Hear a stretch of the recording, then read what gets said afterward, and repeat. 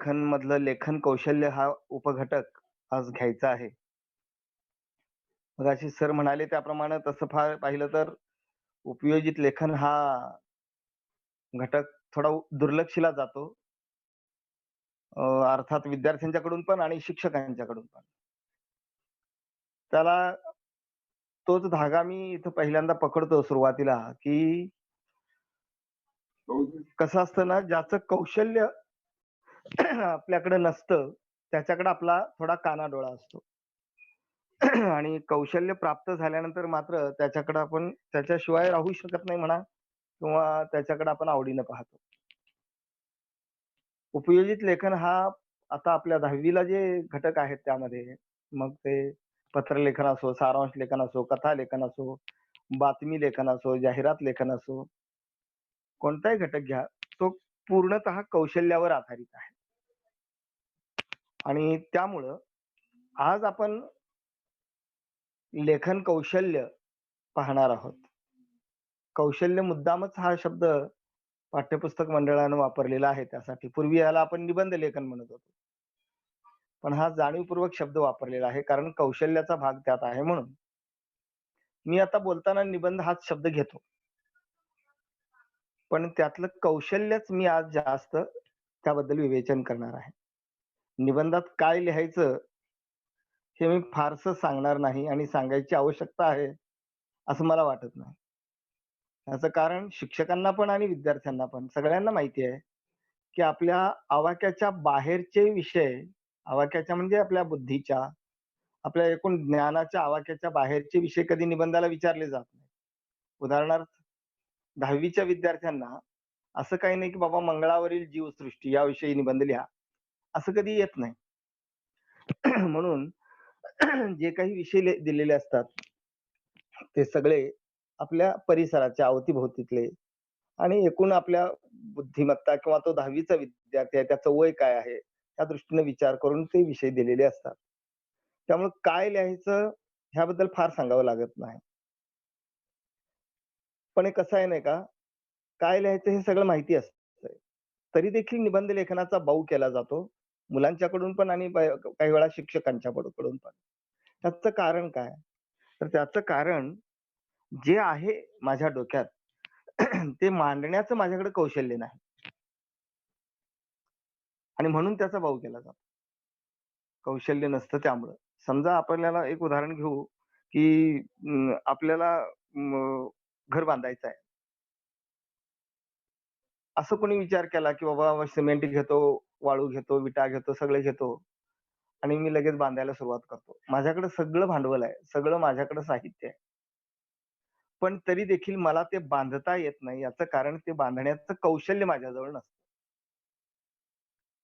आणि ज्याच्याकडे ते याच्या उलट ज्याच्याकडे ते कौशल्य असतं,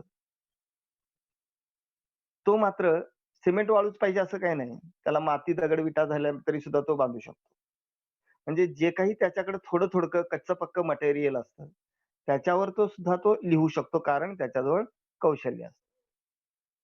म्हणून कौशल्याला इथं फार महत्व आहे आणि म्हणूनच काय लिहायचं हे मी फारसं सांगत बसणार नाही. पण कसे लिहायचे हे मात्र मी सांगेन. पहिल्यांदाच मी आपणा सर्वांना एक खात्री देऊ इच्छितो, की हे माझं विवेचन ऐकल्यानंतर जे कोणी विद्यार्थी असतील किंवा ज्यांना कुणाला निबंध लेखनाचा थोडासा बाऊ वाटतो, त्यांच्यामध्ये 100% आत्मविश्वास येईल हे निश्चित.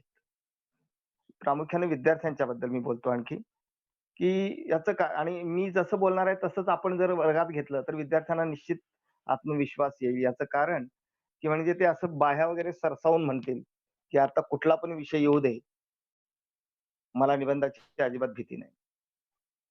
कारण कसा लिहायचा ते त्याला अगदी पूर्ण, सविस्तर, सखोल कळलेलं असतं.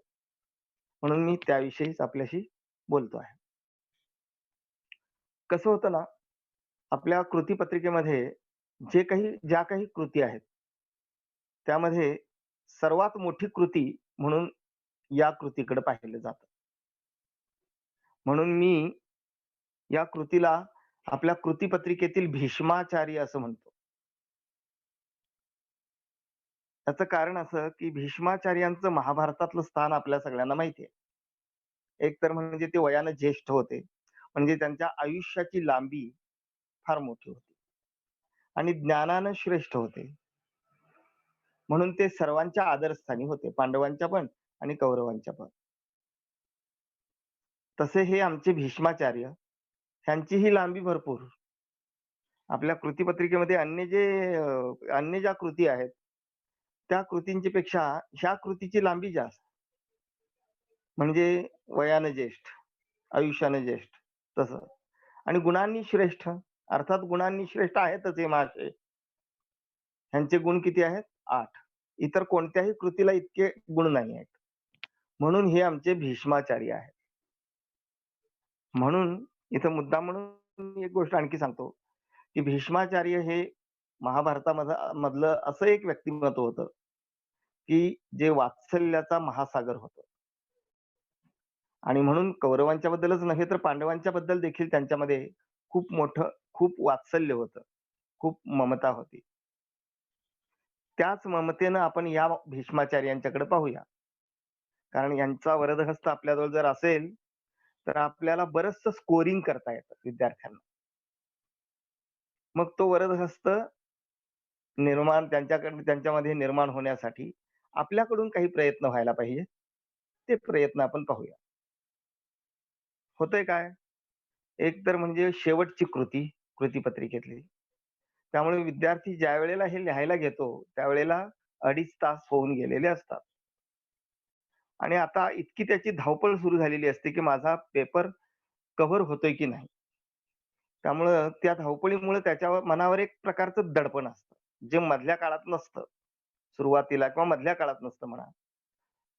शेवटी हे दडपण असतं आणि त्या दडपणात तो ही कृती लिहायला सुरुवात करतो. आता हे लिहिताना तो काय करतो, वेळ अजिबात आपल्याला वाया घालवून चालणार नाही, ही त्याची मानसिकता असते. म्हणून विषय वाचतो. अर्थातच 3 विषय दिलेले असतात. त्या 3 पैकी कुठलीतरी एक कृती, कुठलीतरी म्हणत नाही मी, पण तो विचार करून निवडतो आणि एक कृती निवडतो आणि तो लिहायला घेतो. हातात पेन घेतो आणि तो लिहायला सुरुवात करतो. इथूनच खबरदारी घ्यायची गरज आहे. एक तर म्हणजे निवडीला फार महत्व आहे. आपल्याला माहिती आहे, एखाद्या टीममध्ये उदाहरणार्थ क्रिकेट टीमचं उदाहरण घेऊया. निवड व्यवस्थित नसेल, तर किती ओरड होते वर्तमानपत्रातून. जर संघ हारला तर. कुठल्या देशामध्ये जायचं, त्या देशामध्ये कोणत्या पद्धतीचा बॉलर पाहिजे, कोणत्या पद्धतीचा फलंदाज पाहिजे, क्षेत्ररक्षक पाहिजे, ह्या सगळ्या गोष्टींचा विचार करून निवड केली जाते. तसं मला या पिचवर मला या मैदानावर खेळायचं आहे, तर मला कोणत्या पद्धतीनं कोणता बॉल निवडायचा आहे, कोणत्या बॉलवर मला षटकार मारायचा आहे, कोणता बॉल मला फक्त तटवायचा आहे. अशी ही निवड फार महत्वाची असते. तसं विषय निवडीला फार महत्व असतं. विषय निवडीला कोणता निकष लावावा? तर अगदी साधा. ज्या विषयाबद्दल मला अधिक लिहिता येतं आणि ज्या विषयाबद्दल मला अधिक माहिती आहे आणि तो अधिक चांगला लिहिता येतो, असा तो विषय निवडावा. कुणीतरी लिहितोय त्या विषयावर जास्त म्हणून मी लिहिणार. वर्गात सरांनी ह्याच्याबद्दल सांगितलं होतं किंवा हा विषय जास्त चर्चेला असतो आजकाल म्हणून मी लिहिणार असं पण नाही. तुम्ही कोणताही विषय चर्चेला म्हणजे ग्लॅमर असलेलाच विषय घ्यायला पाहिजे असं अजिबात नाही. ज्या विषयाबद्दल तुम्हाला अधिक लिहिता येतो तो विषय निवडायचा. आता एकदा विषय निवडला, की हातात लगेच पेन घेतो आणि आपण लिहायला सुरुवात करतो. तसंही नाही करायचं. तर त्यासाठी एक महत्वाची गोष्ट आपण उदाहरण घेऊया. मोठं घर बांधायचं आहे. आपण सगळ्यांनी घर बघावं बांधून बघितलेलं आहे.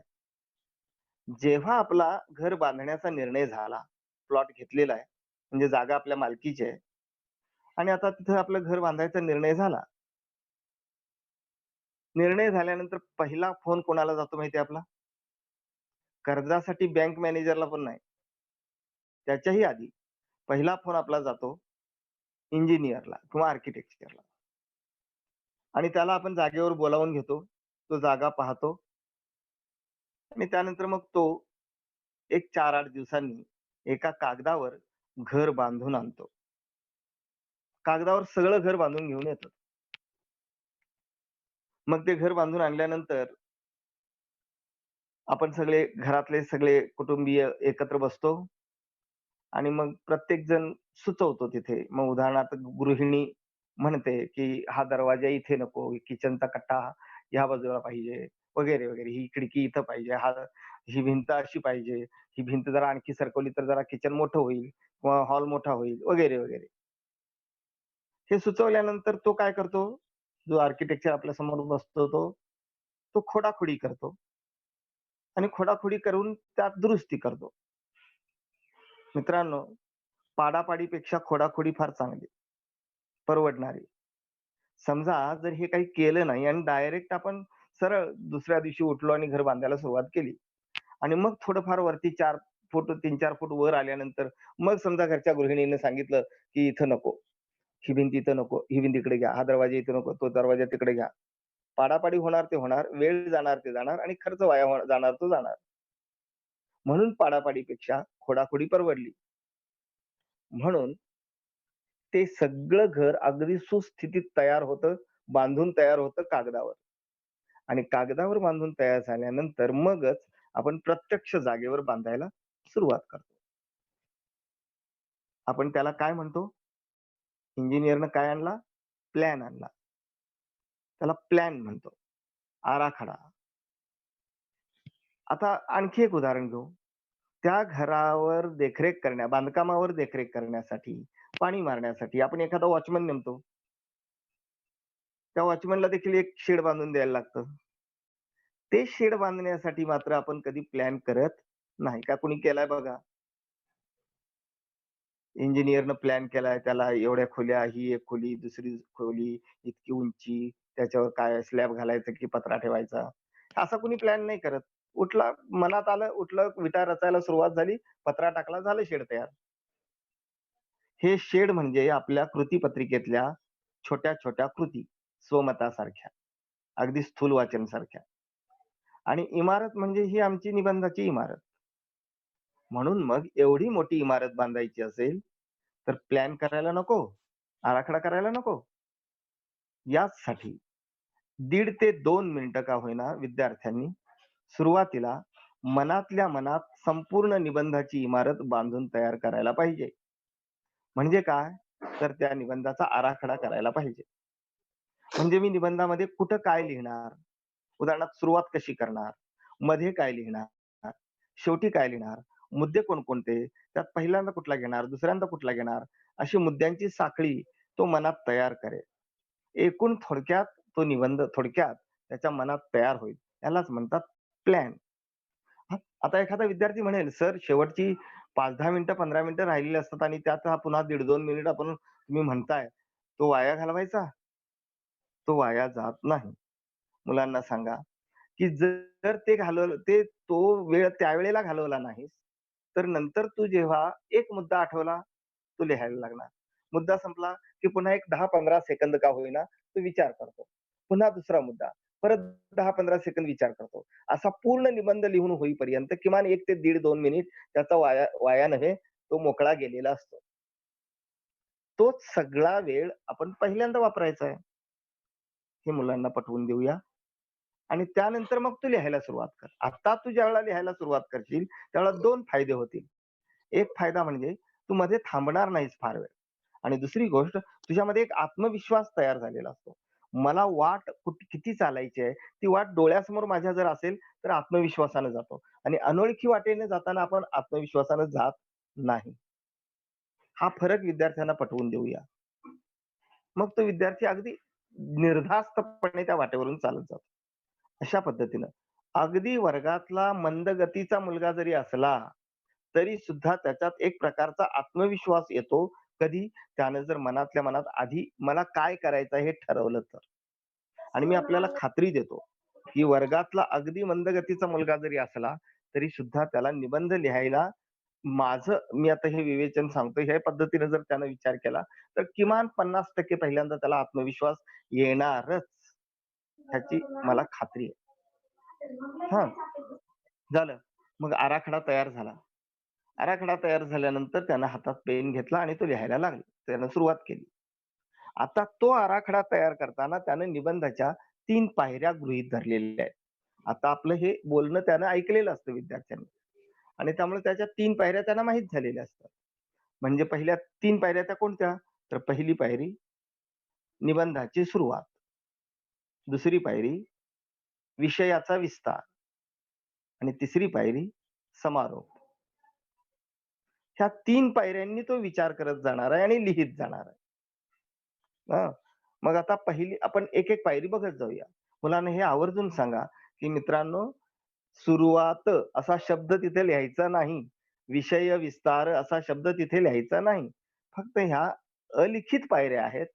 म्हणजे अलिखित म्हणजे न लिहायच्या नसलेल्या, पण मनात त्या पद्धतीने विचार करून त्या पद्धतीने निबंधाची विभागणी करायची आहे. हे त्यांना जरूर सांगूया. मग निबंधाची सुरुवात. आता तो लिहितो आहे. निबंधाची सुरुवात. सुरुवात कशी असावी? परत एक उदाहरण घेऊया. आपल्या घरामध्ये सर्वात पहिली खोली जी असते तिला आपण हॉल म्हणतो.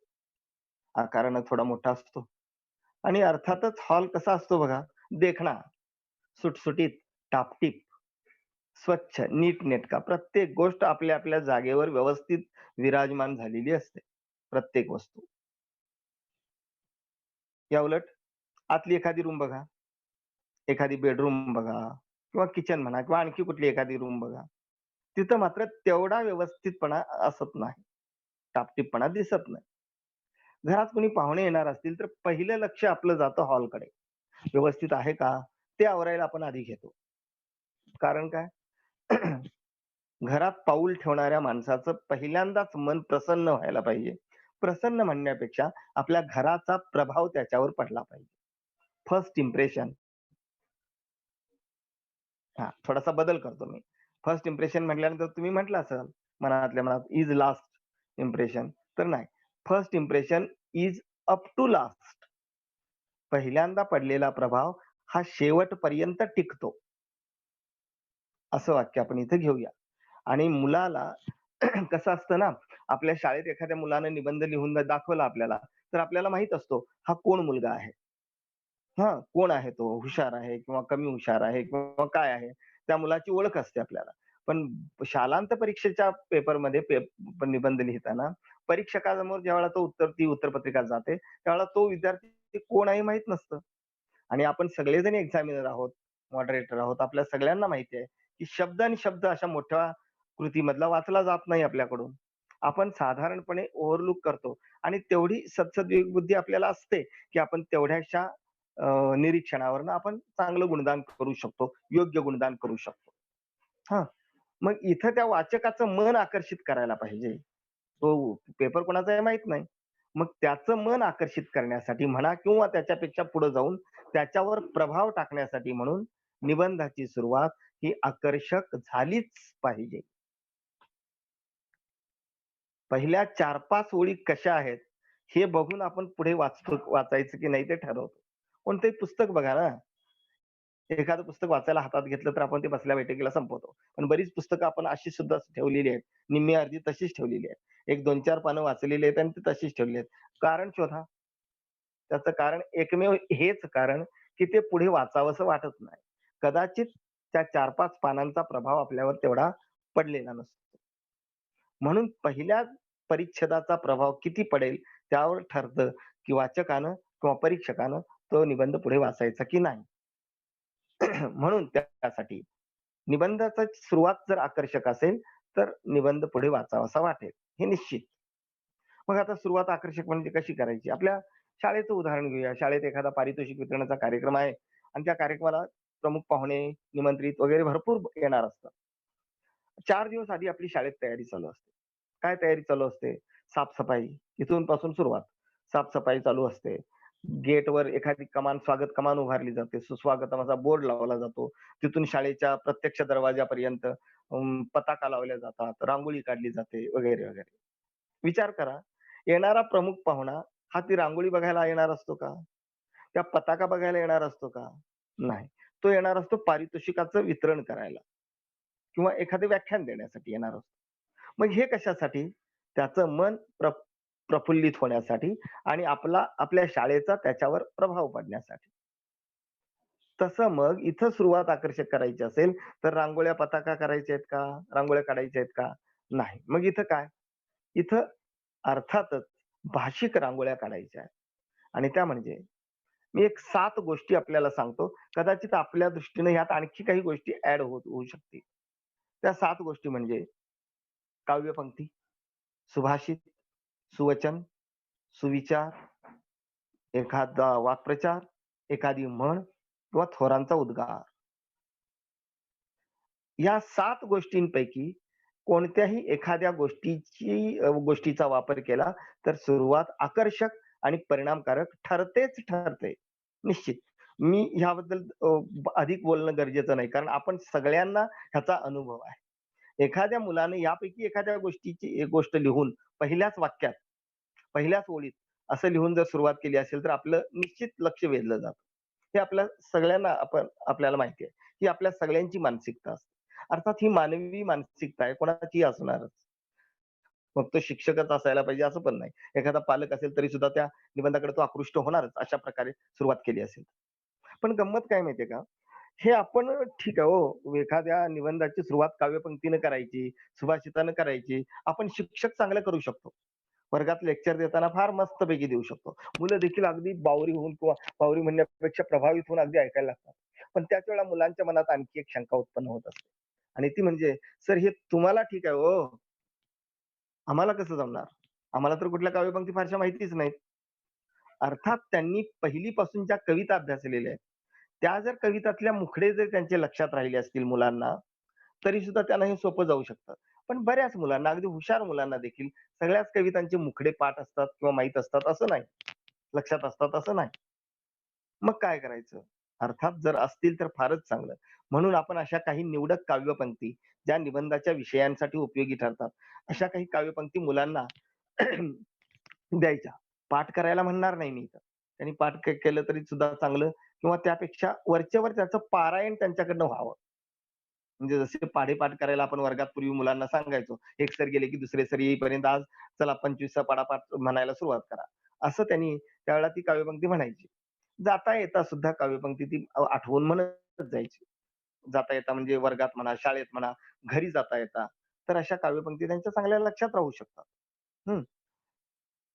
एक झालं हे काव्यपंक्तींच्या बाबतीत किंवा सुविचार, सुवचन सुद्धा या बाबतीत. आता दुसरी गोष्ट अशी, की बऱ्याच वेळेला असे काही विषय असतात, की त्या विषयाच्या बाबतीत काव्यपंक्ती फारशा नसतातच. उदाहरणार्थ विज्ञानावरचा विषय. विज्ञान शाप की वरदान किंवा काय म्हणू अ, विज्ञान शाप की वरदान म्हणा किंवा भारताने केलेली वैज्ञानिक प्रगती, मानवाने केलेली वैज्ञानिक प्रगती वगैरे, वगैरे. असे काही विषय असतील, की त्याबद्दल मुळात काव्यपंक्ती मुलांना फारशा नाहीत असं नाही, भरपूर आहेत. शस्त्रविज्ञान काय ते झेप गरुडाची अंगी शस्त्र विज्ञानाचे हाती श्रमशास्त्राच्या युतीने पृथ्वी करीन थांबती किंवा म्हणा अ, अ, दिवस कालचा आज संपला प्रभा उद्याची दिसली रे विज्ञानाचे युग हे आले चला स्वागता सामोरे अशा काही विज्ञानाच्या ओळी देखील आहेत पण मुलांना अगदी अपवादात्मक असल्यामुळे तेवढ्या तरी कुठे माहिती असणार आहेत मग मुलांच्या मध्ये ह्या बाबतीत थोडीशी भीती निर्माण होते त्यावेळेला मुलांना आवर्जून मी आपल्याला माझ्या अनुभवातून एक गोष्ट ही तयार केलेली आहे जी आपल्याला आवर्जून सांगतो आणि ती मुलांना सांगावी की जेव्हा काहीच नसतं ना तेव्हा देखील अतिशय परिणामकारक आणि आकर्षक सुरुवात करण्यासारखी एक गोष्ट आहे आणि ती प्रत्येक विद्यार्थ्याला जमते. फक्त वर्गातला हुशारच नव्हे, तर अगदी ज्या मुलाला "हे तुला काही जमत नाही किंवा त्याला काही जमत नाही" असं आपण जेव्हा म्हणतो ना, त्या विद्यार्थ्याला देखील या प्रकारे सुरुवात करता येऊ शकते. आणि एकदा त्या मुलानं सुद्धा ही सुरुवात जर चांगली केली ना, तर पुढे निश्चितच वाचकाच्या किंवा त्या परीक्षकाच्या हातून एखाद दुसरा गुण अधिक जातो. निश्चित कधी गेला तर त्याचं त्याला सुद्धा कळत नाही. ती म्हणजे तो प्रकार म्हणजे अन्य विषयाकडून विषयाकडे. या प्रकारे केलेली सुरुवात अधिक आकर्षक, अधिक म्हणतोय मी, इतर गोष्टींपेक्षा अधिक आकर्षक आणि परिणामकारक. कसं ते उदाहरणाने मी सांगतो आपल्याला. उदाहरण घेऊया आपण एखादं मी नेहमी एक उदाहरण देतो. कारण ते आपल्याकडं बऱ्याच वेळेला असा विषय येतो पण. प्रसंग वर्णनपर निबंधासाठी समजा अशी कृती आलेली आहे, की तुम्ही रस्त्याने निघालेला आहात आणि त्यावेळेला तुम्हाला रस्त्यात एखादा अपघात घडलेला दिसला. अशा वेळेला त्या आलेल्या अनुभवाचं किंवा पाहिलेल्या प्रसंगाचं तुम्ही कसं वर्णन कराल किंवा निबंध रूपाने वर्णन कराल. हं. असं अशी ती कृती आहे. मुलगा कृती वाचतो, विचार करतो, आराखडा मनात तयार करतो आणि वर टायटल लिहितो म्हणजे शीर्षक लिहितो. मी पाहिलेला अपघात. त्याने शीर्षक लिहिलं आणि त्याने लिहायला सुरुवात केली. आज शाळेला खूप उशीर झाला होता. 2 घास पोटात ढकलले, सायकलवर टांग टाकली आणि मी शाळेला निघालो. उशीर झाला होता. शाळा भरण्याची वेळ कधीच टळून गेलेली होती. त्यामुळे मनात खूप भीती होती. शाळेच्या गेटवर आमचे शारीरिक शिक्षणचे शिक्षक उभे असतील. अरे बापरे! त्यांचा चेहरा फार कडक, कडक शिस्तीचे आहेत ते. त्यांची आठवण होताच धडकीच भरली. इतक्यात रस्त्यावर एका चौकामध्ये गर्दी जमलेली दिसली. राहुलं नाही म्हणून सहज डोकावून पाहिलं. अरे बापरे! एक माणूस रक्ताच्या थारोळ्यात पडला होता. बास. ही झाली त्या निबंधाची सुरुवात. आता काय झालं पहा, वर लिहिलं, की मी पाहिलेला अपघात. वाचणारा वाचतो, मी पाहिलेला अपघात. आता तो निबंधरूपी घरामध्ये एंट्री करतोय. हां, काय एंट्री करतो पहा, त्याला काय-काय दिसतं? आज शाळेला खूप उशीर झाला होता. त्याची मानसिकता बघा हां, आज शाळेला खूप उशीर झाला होता. पुढं काय? पटकन 2 घास पोटात ढकलले, सायकलवर टांग टाकली, निघालो. पुढं काय? पीटीचे सर मध्येच आले. मध्ये त्या लिहिणाऱ्यानं मुद्दाम वाचकाचं मन थोडंसं बाजूला केलं, डायव्हर्ट केलं आणि त्या पीटीच्या सरांची आठवण झाली. मग मनात धडकीच भरली वगैरे, वगैरे, वगैरे, वगैरे.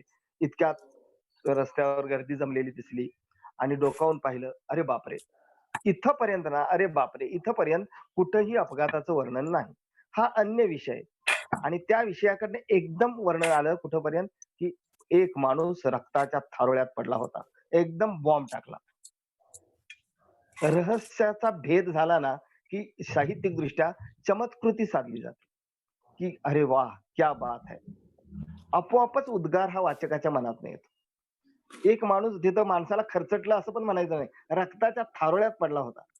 म्हणजे पुढं काय, पुढं काय, पुढं काय ही उत्कंठा लागून राहिली आणि नंतर एकदम, एकदम जोराचा धक्का दिला.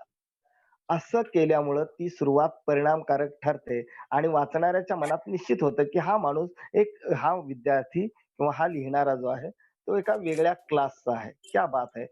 काय सुंदर सुरुवात केली. हं. मला वाटतंय रिजॉइन व्हायला 1-2 मिनिटं आहेत. मला आणखी एक उदाहरण द्यायचं आहे. जॉइन झाल्यानंतर उदाहरण देतो ते.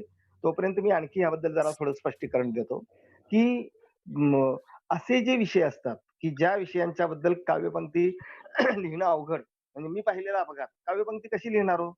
आहाहा! काय हा तो अपघात सुंदर. अशी काय काव्यपंक्ती लिहून चालेल? आता "अति घाई संकटात नाही" सारखी कोटेशन्स आहेत. पण ती सुद्धा अगदी चपखलपणे तिथं लागू पडतील असं नाही. म्हणून अशा वेळेला काव्यपंक्ती वापरण्याच्या फंदात न पडता, की अन्य विषय बरं आणि अन्य विषयाकडून विषयाकडे जायचं झालं, तर तो अन्य विषय कोणता घ्यायचा? ज्याच्या त्याच्यावर डिपेंड. म्हणजे हे ज्याला त्याला स्वातंत्र्य आहे. त्यामुळेच मी मगाशी म्हटलं, सामान्य विद्यार्थ्याला देखील तो अन्य विषय कोणताही त्याला निवडता येतो. फक्त एवढंच, की तिथून पुन्हा विषयाकडे यायला फार वेळ घ्यायचा नाही. नाहीतर पहिलं एक पानभर तो अन्य विषयातच रेंगाळत जर राहिला, तर उलटा परिणाम होतो, की त्याचं बॅड इम्प्रेशन पडतं आणि अर्थात तो निबंध वाचनीय होणार नाही किंवा वाचावासा वाटणार नाही. म्हणून ही एक खबरदारी घ्यायची, की अन्य विषयाकडून विषयाकडे प्रकारची सुरुवात करायची असेल, तर एक खबरदारी घ्यायची, की चटकन विषयाकडे यायचं. आणखी एक गोष्ट, की तो विषय, अन्य विषय आणि आपला विषय, निबंधाचा विषय, ह्या दोन्हींचा एक ब्रिज म्हणतो, पूल व्यवस्थित सांधला पाहिजे. उगाच ओढून बादरायण संबंध म्हणजे ओढून ताणून आणलेला संबंध असं वाटता कामा नये. तो इतका सहजपणे संबंध झाला पाहिजे ना, की जसे पाण्याचे 2 प्रवाह एकमेकात मिसळतात. असा संगम झाला पाहिजे. असा आता मी मगाशी सांगितलं ना, की त्याची लिंक एक राहिली. एक प्रकारची लिंक राहिली, की शाळेला उशीर झाला होता, तर पटकन 2 घास पोटात ढकलले वगैरे, वगैरे आणि तोपर्यंत आणि मग त्याचा संबंध कुठं आहे? अर्थातच पुढे रस्त्यावरनं निघालेला आहे म्हटल्यानंतर अपघात होणारच. अपघात झाला म्हटल्यानंतर तिथं भीती तर वाटणारच आणि त्याप्रमाणे अरे बापरे! एक माणूस रक्ताच्या थारोळ्यात पडला होता. मग अशा वेळेला तो जो सुरुवात ह्या मुद्द्याचा जो शेवट आहे ना, तो शेवट असा झाला, की अरे बापरे! एक माणूस रक्ताच्या थारोळ्यात पडला होता. एक तर म्हणजे पहिल्यांदा उत्कंठा वाढवून नेलेली आहे आपण आणि तो शेवट अशा पद्धतीने झाला, की त्या वेळेला तत्क्षणी अगदी त्याच वेळेला, की त्याच्या मनातनं वाह! क्या बात है! आणि एक सांगतो तुम्हाला, वाह! क्या बात है म्हटलं ना बास फर्स्ट इम्प्रेशन हे इम्प्रेशन पडलंच म्हणून समजा आणि हे फर्स्ट इम्प्रेशन एकदा पडलं ना, की बास तुम्ही निम्मी लढाई जिंकली तिथे. कसं असतं ना, well begun is half done. चांगली सुरुवात म्हणजे अर्ध यश असतं. म्हणून ही अशी सुरुवात झाली ना बास. म्हणून सुरुवातीला फार महत्व आहे. मी उदाहरण देणार म्हटलं होतं मगाशी. एक मस्त उदाहरण माझ्या मुलगीचंच आहे म्हणून मी म्हणत नाही. पण माझ्या मुलीचंच ते उदाहरण या ठिकाणी द्यावंसं वाटतं. ती साधारण 2002 ला ती 10वी ला होती. आणि त्यावेळेला त्यांच्या शाळेमध्ये ना त्या आपल्याला माहिती आहे सगळ्यांना, की त्यावेळेला 100 मार्कांची कृती उत्तरपत्रिका असायची म्हणजे प्रश्नपत्रिका आणि 15 गुण असायचे आमच्या ह्या भीष्माचार्यांना निबंधाला. मग त्यावेळेला आपल्याला हे देखील माहिती आहे, की 15 पैकी 10-11 म्हणजे कटाकटी मार्क्स मिळायचे. 11 जास्तीत जास्त अगदी 12 म्हणजे एकदम टॉपचा निबंध असेल तर 12 गुण. 13, 14, 15 असे कधी पडायचेच नाहीत. हं. अगदी शाळेतल्या निबंधाला देखील आणि बोर्डाच्या परीक्षेत देखील. त्यांच्या शाळेमध्ये ती पूर्व परीक्षेला निघालेली होती 10वी वर्गात असताना. आणि मला जाताना एक आणखी एक सांगतो, की आमच्या घरी ना तिला पहिल्यापासून लहानपणापासून कविता लिहिण्याची आणि वाचण्याची फार आवड होती. चंद्रशेखर गोखलेंची चारोळी तिच्या मनात घर करून बसली होती. आणि ती होती, "रेड्याने वेद गायले, म्हणून ज्ञानेश्वरांना पूजतात. ज्ञानेश्वरीपेक्षा इथं चमत्कारच रुजतात." अशी ती चारोळी होती. अर्थातच काही गोष्टी अशा कळत नसल्या, की मग ती मला विचारायची. आमची घरात चर्चा दररोज व्हायची अशा ओळींच्या बद्दल, कवितांच्या बद्दल. तर त्यावेळेला तिला मी त्या अर्थ समजावून सांगितला होता, की ज्ञानेश्वरांची पूजा बऱ्याच वेळेला केली जाते. ती ज्ञानेश्वर एक चमत्कार करणारे पुरुष होते म्हणून. म्हणजे रेड्याच्या मुखी वेद वदवले किंवा भिंत चालवली वगैरे, निर्जीव भिंत चालवली म्हणून. पण खरं म्हणजे ज्ञानेश्वरी त्यांनी जी लिहिली, त्या विचारां तो ते त्या त्यामध्ये जे विचार व्यक्त केले आहेत, एवढा मोठा तो विचारवंत आहे, म्हणून ज्ञानेश्वरांची पूजा होणं गरजेचं आहे. असं कवीला तिथं अपेक्षित आहे. हां, रेड्याने वेद गायले म्हणून ज्ञानेश्वरांना पूजतात. ज्ञानेश्वरीपेक्षा इथं चमत्कारच रुजतात अशी ती कविपंक्ती होती. ही कविपंक्ती तिला इतकी आवडलेली होती ना आणि ती जाता-येता नेहमी म्हणायची बरं का. त्या दिवशी परीक्षेला जाताना मला म्हणाली, की "बाबा मी ह्या कुठलाही निबंध आला ना, मी ह्याच ओळीनं सुरुवात करणार. मार्क मॅडमनी मला दिलेच पाहिजेत चांगले." असं ती म्हणाली. जाता-जाता ती बोलली, मी सुद्धा तेवढं जाता-जाताच ऐकलं. मी शाळेला गेलो, ती शाळेला गेली. संध्याकाळी आल्यानंतर मी यायच्या वेळेला दारात उभी राहूनच ती म्हणाली, "पेपर एकदम भारी गेला" म्हणाली. "जबरदस्त होता" म्हणाली पेपर वगैरे, वगैरे, वगैरे. मग मी सहज विचारलं, "निबंध कुठला लिहिलास?" तिने सांगितलं, "प्रदूषण एक समस्या."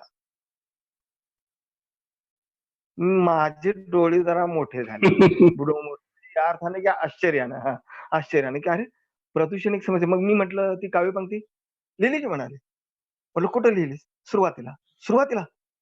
मी मराठीचा शिक्षक. आता आपण बघा, म्हणजे आपल्याला देखील प्रश्नचिन्ह पडावं, की त्या प्रदूषणाचा आणि रेडा किंवा ज्ञानेश्वर किंवा ज्ञानेश्वरी यांचा अर्थार्थी काय संबंध?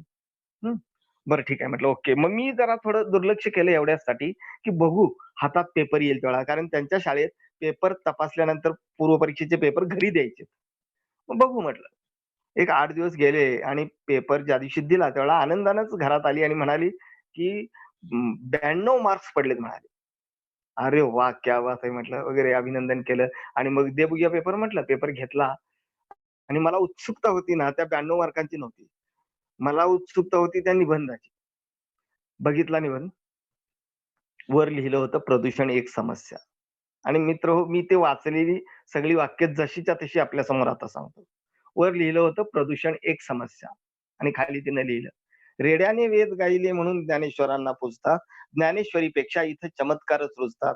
अशा प्रकारे माणसांची मनेच अशा प्रकारे माणसांची मनेच जेव्हा प्रदूषित होतात, तेव्हा अनेक प्रदूषणांचा जन्म होतो. सुरुवात संपली. पहिला परिच्छेद संपला. बस मग आता काय कोणकोणती प्रदूषण वगैरे ते सगळं मग आपल्याला माहिती आहे का ध्वनी प्रदूषण, वायू प्रदूषण हे सगळं तिनं पुढे लिहिलेलं होतं. मी जर परीक्षक असतो, तर मला सुद्धा पुढे वाचायची गरजच नव्हती. अरे बापरे! एवढी चांगली सुरुवात जर झाली असेल, तर हा विद्यार्थी कोणत्या क्लासचा आहे, हे आपल्याला कळतं आणि त्यावर मी निश्चित त्याला माझ्या डोक्यात एक 2 मार्क अधिकचे तयार होतात. पुढे मला निबंध तो आकर्षक सुरुवात आकर्षक झाली म्हणजे वाचावंसं वाटणारच. मी वाचत जातो आणि इतर मुलं जे लिहितात तेच ही मुलगी लिहिणार. ध्वनी प्रदूषण, वायू प्रदूषण वगैरे, वगैरे, वगैरे काय-काय असेल ते सगळं. हं. त्यात तिने एक मुद्दा लिहिला होता, की सांस्कृतिक प्रदूषण, मानसिक प्रदूषण आणि ती मन प्रदूषित होतात वगैरे ते तिनं शेवटी लिहिलेलं होतं. कळलं का? आणि मग शेवट देखील तिनं खूप चांगला केलेला होता. ते मी आता इथं सांगत बसत नाही. पण सुरुवात कशी ह्याबद्दल आपण विचार करतो आहोत. आणि त्या निबंधाला तिला 13 गुण त्यावेळेला मॅडमनी त्यात दिलेले होते. लक्षात आलं? इथं मला सांगायचंय काय बघा, की निबंधाची सुरुवात एकतर काव्यपंक्तीने झाली ती झालीच आणि याशिवाय अन्य विषयाकडून विषयाकडे. लक्षात आलं का पहा? म्हणजे अशा 2 प्रकारे एकदम झाल्यामुळं क्या बात है! म्हणजे आपण ते म्हणतो ना व्यावहारिक भाषेत, असा डोक्यात जाळ झाला पाहिजे वाचणाऱ्याच्या. कळलं की नाही? तसं तो व्हायला काही वेळ लागत नाही आणि म्हणून मुलांना ह्या प्रकारे केलेली सुरुवात ना खूप फायदेशीर ठरते. हां, आता एक उदाहरण मी जाता सगळ्या मुलांच्यासाठी सांगतो, आपल्या सगळ्यांच्यासाठी. काव्यपंक्ती आता ह्या मुलीला ही माहिती होती. अजून मुलांच्या मनात प्रश्नचिन्ह राहील, की आम्हाला कुठलीच काव्यपंक्ती माहीत नाही. ओके, ठीक आहे. कुठलीच काव्यपंक्ती नाही ना, राहू दे. तुझ्यासाठी देखील माझ्याकडे, तुमच्यासाठी देखील माझ्याकडे काय रामबाण उपाय आहे. कुठला? प्रत्येक मुलाला आपल्या सारे जहां से अच्छा हिंदुस्तान हमारा ही काव्यपंक्ती माहीत असेल का नाही? मुलांना सांगा आत्ताच सराव करायला. चल सुरुवात कर. सारे जहां से अच्छा हिंदुस्तान हमारा. वर लिही प्रदूषण एक समस्या. खाली सुरुवात. सारे जहां से अच्छा हिंदुस्तान हमारा आणि मग खाली लिही. खरोखर माझा भारत देश संपूर्ण जगामध्ये एक अतिशय वैशिष्ट्यपूर्ण असा देश आहे. वैविध्यपूर्ण असा देश आहे. सर्व दृष्टीने संपन्न असा देश आहे. या भारतामध्ये जशा अनेक चांगल्या गोष्टी आहेत, तशा काही या भारतापुढे समस्या देखील आहेत. त्यापैकीच एक समस्या म्हणजे प्रदूषण. बस. किती छान वाटेल बघा, असं ऐकल्यानंतर. मग तो वाचणारा म्हणेल, "अरे सारे जहां से अच्छा हिंदुस्तान हमारा" आणि खाली प्रदूषण. वाह! क्या बात है! ओके. ह्या पायरीचा किंवा ह्या पहिल्या परिच्छेदाचा 5 ते 6 ओळींचाच हा परिच्छेद व्हायला पाहिजे. हे जाणीवपूर्वक मी सांगतोय आपल्याला लक्षात घ्या. 5 ते 6 ओळींचाच म्हणजे आपल्याला जी मर्यादा दिलेली आहे त्यावरून सांगतो. एम-पी-एस-सीला ह्यापेक्षा अधिक मोठा निबंध लिहायचा असतो. तिथं 5-6 पेक्षा तिथं 8-10 ओळी होईल. 10, 12, 15 ओळी होईल सुरुवात. तर इथं 5 ते 6 ओळींचीच ही सुरुवात व्हायला पाहिजे आणि त्या मर्यादेत राहून त्या मुलानं ते अन्य विषय असू दे, काव्यपंक्ती असू दे, काय असेल ते लिहायचं. ह्या परिच्छेदाचा उद्दिष्ट एकच, ती म्हणजे वाचकाचं मन आकर्षित करून घेणे. ओके. आणि एकदा हे झालं की बास. आता मी हे एवढं सांगितलं आपल्याला वाटलं असेल, की 40 मिनिटं होऊन गेली, 50 मिनिटं जवळ-जवळ होऊन गेली. आता सरांना तिसरं सेशन घ्यावं लागतंय की काय? अजिबात नाही. कारण हेच फार महत्वाचं आहे. इथं आपण निम्मी लढाई जिंकलेली आहे. आता पुढचं मला सांगायला फार वेळ अजिबात लागत नाही. 10 मिनिटात पुढचा भाग सगळा संपतो. तो कोणता? तर पुढची पायरी आपण जाऊ. पुढची पायरी म्हणजे विषय विस्तार. विषयाचा विस्तार. इथं मात्र मुलांना आवर्जून पहिली गोष्ट सांगा, ती म्हणजे या पायरीमध्ये विषयांतर अजिबात होता कामा नये. झालं रे, तर मग तो तो तुमचा ड्रॉबॅक म्हणा किंवा तुम्ही तेवढे मागे जाल, बॅड इम्प्रेशन पडेल. म्हणून इथं मात्र अजिबात विषयांतर होऊ द्यायचं नाही. जो काही विषय आहे त्याच्यावरच फोकस करून लिहायचा आहे. मग ह्याच्यात आता काय लिहायचं? तर वेगवेगळे मुद्दे, त्या मुद्द्यांची साखळी. का साखळी म्हटलं मी? तर पहिल्यांदा प्लॅन करताना मुलानं मुद्द्यांची साखळी तयार केलेली आहे. लक्षात आलं? आता त्या मुद्द्यांची साखळी त्यानं साखळी मुद्दाम म्हटलं मी, की एक-एक कडी एकमेकात गुंतल्यानंतर साखळी होते. ती प्रत्येक कडी त्या त्या साखळीशी संबंधित असते. म्हणजे एकमेकांशी संबंधित असते. तसा प्रत्येक मुद्दा हा एकमेकात असा गुंफला जावा, की तो त्याची एक साखळी अशी एक प्रवाह तयार झाला पाहिजे. विचारांचा तो प्रवाह, त्या विषयाचा तो प्रवाह तयार व्हायला पाहिजे. असे ते मुद्दे गुंफत जायचे. आता इथं आणखी एक गोष्ट मजेशीर गोष्ट आहे. ती म्हणजे इथं मुद्द्यांचा विस्तार करायचा. छोटे-छोटे मुद्दे. मग आमच्या 10वीच्या मुलांच्याकडनं कसले मुद्दे असणार हो? ते छोटे-छोटे असणार आणि मी सांगतोय हे क अगदी सुपर क्लास मुलाच्या बाबतीतच फक्त नव्हे. मी हे गृहीत धरून चाललेलो आहे, की सामान्य मुलाला देखील तो अशा प्रकारे निबंध लिहायला यायला पाहिजे. म्हणून त्याच्याकडे अगदी छोटे-छोटे मुद्दे आहेत. त्या मुद्द्यांना त्याला फुलवायला सांगा, खुलवायला सांगा. आपण बऱ्याच वेळा म्हणतो, की निबंधामध्ये अलंकारिक भाषा आली पाहिजे. पण मित्रहो, हे पण आपण सांगायला विसरतो, की अलंकारिक भाषा म्हणजे नेमकं काय? ते मुलांना माहीत नसतं. अरे, अलंकारिक भाषा आली पाहिजे. होय की. पण अलंकारिक भाषा नेमकी कशी तयार होते? कशी लिहायची असते? हेही सांगणं गरजेचं आहे. मग त्याच्या व्याख्येमध्ये किंवा आपण काय तो पी-एच-डीचा विषय घ्यायचा नाहीये. आपण शास्त्रीय व्याख्या त्याची अजिबात सांगायची आवश्यकता नाहीये. सरळ सांगा मुलांना. विशेषणं, क्रियाविशेषणं, उपमा, नाविन्यपूर्ण कल्पना यांनी परिपूर्ण असलेली वाक्यरचना म्हणजे अलंकारिक भाषा. आणि मुलांना तो एक खेळ द्या. हा एक चांगला खेळ होऊ शकतो बरं का. मधल्या वेळेत वगैरे मुलांना खेळण्यात जसं मुलं अंताक्षरी वगैरे खेळतात तसं, की एखादं वाक्य 2 शब्दांचं एक वाक्य आहे, सूर्यास्त झाला, बस. आणि आपल्याला माहिती आहे पूर्वी गाडगिळांचा एक पाठ होता आपल्याला, गोपुरांच्या प्रदेशात. तर मला त्यातलं उदाहरण ते आठवतंय, की त्यांनी सूर्यास्ताचं वर्णन कन्याकुमारीच्या सूर्यास्ताचं वर्णन खूप छान केलेलं होतं. ते म्हणतात त्यामध्ये, की ज्याप्रमाणे एखाद्या वर्तमानपत्राचा वार्ताहर दिवसभर बातम्या गोळा करून संध्याकाळी आपल्या कार्यालयाकडे जात असतो, त्याप्रमाणे हा सूर्यरूपी वार्ताहर जगभरातल्या बातम्या गोळा करून सायंकाळी आपल्या कार्यालयाकडे निघाला होता. अर्थ काय? सूर्यास्त झाला.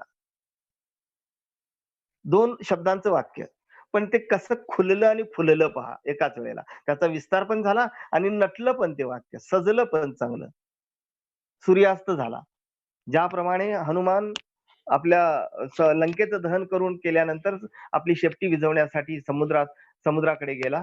त्याप्रमाणे हा सूर्यरूपी तप्तगोळा जगभर दिवसभर उष्णतेनं साऱ्या सृष्टीला न्हावून घालून शेवटी सागरात विलीन होण्यासाठी निघाला होता. अर्थ काय? सूर्यास्त झाला. म्हणजे सांगण्याचा उद्देश विद्यार्थ्यांना हे असं सांगायचं, की कुठलंही एक 2-3 शब्दांचं वाक्य घ्या आणि त्याचा विस्तार करा. एकमेकांच्या मध्ये स्पर्धा लावा. एकमेकांच्याशी बोलताना या पद्धतीने करत चला. मुलांना त्याची आवड निर्माण होईल निश्चित. कारण कुणालाही बघा अलंकारिक शब्द वाक्य आपल्याकडनं झालं, की त्याला प्रेरणा मिळते. पुन्हा परत करावंसं वाटतं ते. तर तशी प्रेरणा मिळेल. त्याची स्वयंप्रेरणा मिळेल. हं. आणि मग एकदा ही सवय झाली ना, की मुलांना त्याचा निबंधामध्ये फार चांगला फायदा होतो. अशा पद्धतीनं आणि एक उदाहरण सांगतो. लाह्या आपण खातो लाह्या. आपण मक्याच्या असतात किंवा ज्वारीच्या असतात. आपण ज्वारीचं उदाहरण घेऊया, कारण आपण छोट्या मुद्द्याचा विचार करतो आहोत. मक्याच्या दाण्यापेक्षा ज्वारीचा दाणा आणखी छोटा. ज्यावेळेला ज्वारीच्या दाण्याची लाही होते, त्यावेळेला तिचं अवस्थांतर होतं. तिच्या अवस्थेमध्ये बदल होतो. कोणते बदल होतात? 2 मुख्य बदल होतात. एक महत्त्वाचा बदल म्हणजे की त्याचा आकार वाढतो, त्या दाण्याचा आणि दुसरं म्हणजे किती गोंडस आकार होतो. म्हणजे तो फुलतो आणि खुलतो पण. त्याप्रमाणे तुमचा प्रत्येक मुद्दा असा फुलला पाहिजे आणि खुलला पाहिजे. अशी एक 2-3 उदाहरणं दिलीत ना, की त्याला मुलाला नेमकं कळेल, की मुद्दा कसा फुलवायचा आणि त्याच वेळेला हेही कळेल, की अलंकारिक भाषा म्हणजे नेमकी काय वापरायची, कशी वापरायची. ओके. असं करून त्याने निबंध ते विषयाचा विस्तार करायचा. अधून-मधून एखादं उदाहरण म्हणजे पूरक असं उदाहरण. पण मुलांना हेही सांगा, की उदाहरण देत असताना एक खबरदारी बाळगा, की त्या उदाहरणातच अडकून राहायचं नाही. नाहीतर एखादं उदाहरण प्रदूषण एक समस्या आणि सुरुवात केली आणि उदाहरण म्हणून भोपाळच्या वायुगळतीचं उदाहरण दिलं. तो भोपाळच्या वायुगळतीचा सगळा वृत्तांतच पानभर सांगत बसला, तर नाही चालणार. म्हणून उदाहरण हे निबंध होता कामा नये. निबंधाला पूरक हे उदाहरण असलं पाहिजे. हे त्याला सांगा. उदाहरण द्यायचं पण ते किंवा समजा आदर्श माणूस, उत्तम लक्षण या पाठावर आधारित असा एखादा निबंध येऊ शकतो. त्यावेळेला शिवाजी महाराजांचं उदाहरण दिलं. तर ते शिवाजी महाराजांचं पूर्ण चरित्रच तिथं लिहून त्याला नाही चालणार आहे. गांधीजींचं पूर्ण चरित्रच तिथं लिहून नाही चालणार आहे. ती उदाहरण म्हणून घ्यायची आहेत. म्हणून उदाहरण हे 1-2 वाक्यात किंवा 1-2 ओळीत संपलं पाहिजे. हे त्याला जाणीवपूर्वक सांगा. अधून-मधून उदाहरणे, घटना, प्रसंग यांचा उल्लेख करावा आणि अर्थातच हां. आणि आणि अर्थातच हे सगळं झाल्यानंतर खूप निबंधाची लांबी देखील वाढेल आणि वाढल्यानंतर शेवटी मग तो येईल समारोपाकडे. हा तिसरा मुद्दा समारोपाचा. Last but not least. शेवटाला फार महत्व असतं, फार महत्व. मुलांना सांगा कसं महत्व असतं? प्रयत्न करा. ज्या पिक्चर मधला हिरो तुमचा लाडका हिरो शेवटी मरतो ना, मरण पावतो. तो पिक्चर ज्या थिएटरला लागलाय, त्या थिएटरच्या दारात जाऊन उभे राहा. कधी? पिक्चर संपायच्या वेळेला. बाहेर येणाऱ्या माणसांचे चेहरे बघा म्हणायचं. अगदी सुतक पाळल्यासारखं. आत्ताच कुणीतरी गल्लीतला घरातला माणूस कुणीतरी मृत झालेला आहे आणि त्याचं दहन करून आता तो यायला लागलेला आहे. अशा प्रकारे सगळ्यांचे चेहरे झालेले असतात. का? त्यांचा लाडका हिरो मरण पावलेला आहे. पण त्याच हिरोनं मध्ये हिरोईन बरोबर गाणं म्हटलेलं आहे. मध्ये तो खूप छान फायटिंग केलेली आहे, डाकूला मारले वगैरे, वगैरे. अशा आनंदाच्या गोष्टी घडलेल्या असतात की. मग तरी ह्याचा चेहरा पडलेला का? कारण शेवट तसा होता म्हणून. ज्यावेळेला एखादी लाँग प्रोसेस होते ना, एखादी मोठी सविस्तर गोष्ट वाचली जाते, अनुभवली जाते, त्यावेळेला तिच्या शेवटाचा फार परिणाम होतो. पुस्तकाचा शेवट देखील एखादा असला, तर तो आपल्याला चांगला परिणामकारक असेल, तर ते पुस्तक अधिक लक्षात राहतं. लक्षात आलं? तसा शेवट फार महत्वाचा आहे आणि तो देखील परिणामकारक व्हायला पाहिजे. मग परिणामकारक व्हायचं झालं तर कसा होणार? तिथं देखील मुलांना सांगा त्या 7 गोष्टी. काव्यपंक्ती, सुभाषित, सुवचन, सुविचार, एखादा वाक्प्रचार, एखादी म्हण, थोरांचे उद्गार. ह्यापैकी एखाद्या गोष्टीचा वापर केला की अ, शेवट चांगला होतो. आता पुन्हा मुलगा म्हणणार, "सर 2 काव्यपंक्ती होत्या वापरल्या की मध्ये. सुरुवातीला 1 वापरली आणि तुम्ही सांगितलं तसं मध्ये 1 वापरली. आता माझ्याकडे काही शिल्लक नाही." ठीक आहे. इथं देखील आपल्याकडे एक रामबाण उपाय आहे. सगळं काहीच भांडवल नाही आहे ना आपल्याकडे. मस्तपैकी सामान्य विद्यार्थ्याला देखील शेवट परिणामकारक करता येतो. तो पर्याय म्हणजे प्रश्नार्थक वाक्याने केलेला शेवट, केलेली वाक्यरचना ही अधिक परिणामकारक असते. ही मानवी मानसिकतेचा हा वीक पॉइंट म्हणूया किंवा इम्प्रेस्ड पॉइंट काहीही म्हणूया आपण. तर तो लक्षात घ्यायचा आणि त्याचा इथे वापर करायचा. प्रश्नार्थक वाक्याने म्हणजे कसं, मुलांना आमच्या तसं बघितलं तर ना वस्तुस्थिती आपण आहे ही, की अ, ब व्य उद्गारार्थी वाक्य कर, प्रश्नार्थी वाक्य कर, लगेच नाही जमत किंवा प्रश्नार्थी वाक्य जास्त असतील अशी एखादा परिच्छेद लिही, लगेच जमत नाही. तेवढा सराव नसतो त्यांना. 10वीच्या मुलांचा विचार करूया आपण. तेवढा त्यांना सराव नसतो. अशा वेळेला प्रश्नार्थक वाक्य म्हणजे फार मोठं करायचं नाहीये. एक एवढंच. उदाहरणार्थ प्रदूषण एक समस्या. शेवटी लिहीत-लिहीत तो काय करेल, शेवटी उपायापर्यंत येईल आणि तो उपाय सुचवेल. मग त्यामध्ये एखादा आयडियल उपाय देखील तो स्वतःचा सांगेल, की या गोष्टींची स्वतःपासून सुरुवात केली तर फार बरं होईल वगैरे, वगैरे. आणि शेवटी लिहायचं. नाही का? होय ना? प्रश्नचिन्ह. बस. वाक्य किती शब्दांचं? 2 शब्दांचं. नाही का? होय ना? आणि पुढे प्रश्नचिन्ह. झालं प्रश्नार्थक वाक्य. आता वाचणाऱ्याच्या मनावर हा कसा परिणाम होतो बघा. नाही का? शेवटी म्हणजे तो निबंध अर्थातच मगाशी मी सांगितलं तसं सुरुवात चांगली आहे, निबंध वाचावासा वाटणार. निबंध तो वाचत, वाचत, वाचत पुढे आलेला आहे आणि शेवटी नाही का? असं म्हटल्यानंतर होय, होय, होय. मनातल्या मनात त्याचा रिप्लाय तयार होतो. म्हणजे इथं संवाद घडतो आणि संवाद जिथं घडतो ना, त्यावेळेला परिणाम चांगला साधला जातो. म्हणून शेवट अशा प्रकारे केला, की निबंध अतिशय चांगला होतो. संपूर्ण पहिल्यापासून शेवटपर्यंत हा निबंध एक दर्जेदार निबंध म्हणून तयार होतो.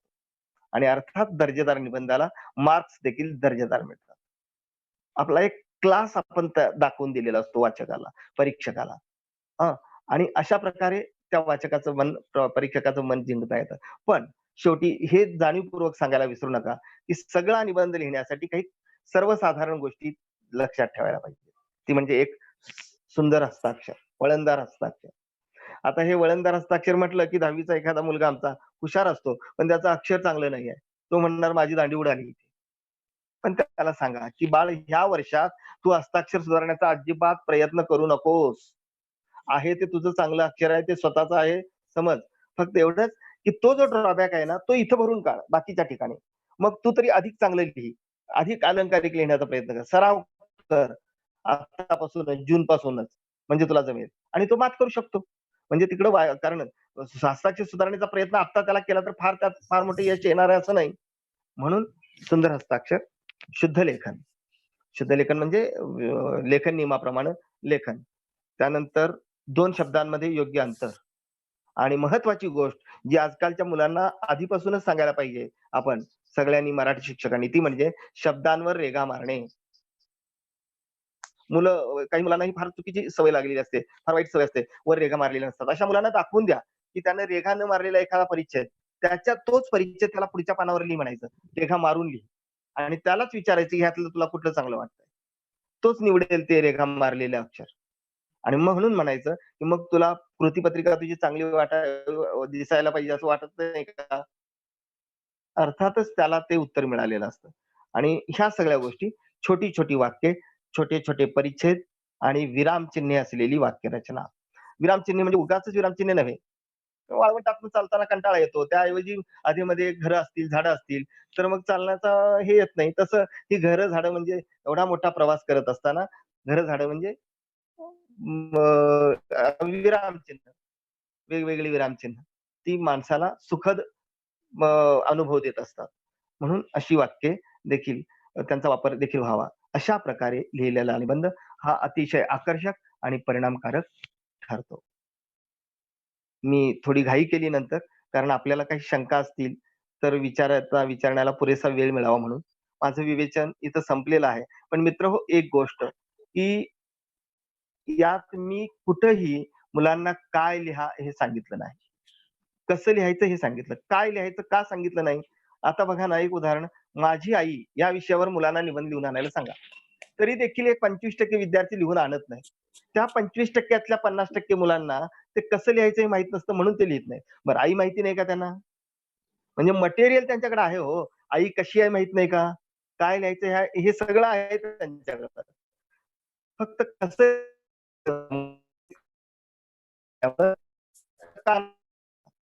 म्हणून मुलांना शिकवायचं झालं, तर मुद्दे अजिबात देऊ नका. उलट त्यांना ज्ञान रचनावादी पद्धतीने शिकवायचं असेल, तर मुद्द्यांचं बंधन आपल्या मुद्द्यांमध्ये त्यांना अडकवू नका. त्यांना त्यांचे मुद्दे येऊ द्या. जे काय असतील ते त्यांचे स्वतःचे असतील, त्यांच्या बालिश वयाचे असतील, पण तसेच असू द्यात. त्या मुद्द्यांना कसं नटवायचं, कसं फुलवायचं हे आपण शिकूया. म्हणून निबंध लेखन लिहिताना, शिकवताना काय लिहायचे हे शिकवण्यापेक्षा कसे लिहायचे असे शिकवावे अशी इच्छा व्यक्त करतो आणि सर्वांना धन्यवाद देतो.